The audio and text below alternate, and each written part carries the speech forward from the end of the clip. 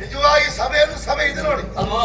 ಏನು ಸಂತೋಷ ಆಯ್ತು. ಹೌದಾ? ಸಂತೆಯಲ್ಲೂ ಜನ ಸೇರ್ತಾರೆ. ನಾವು ಸಭೆ ಅಂತ ಹೇಳುದಿಲ್ಲ, ಸಭ್ಯರ ಸಮೂಹಕ್ಕೆ ಸಭೆ ಅಂತ ಕರೆಯುವುದು. ಸಭ್ಯರಿದ್ದಲ್ಲೇ ಸಭೆ ಅಂತ ಆಗುವುದು ಅಲ್ವಾ? ನಿಜವಾಗಿ ಈ ಸಭೆ ಕಂಡಾಗ ಕಣ್ಣು ತುಂಬುತ್ತಾ ಉಂಟು, ಮನವು ತುಂಬುತ್ತಾ ಉಂಟು. ಹೌದು. ಹೌದೇನೋ?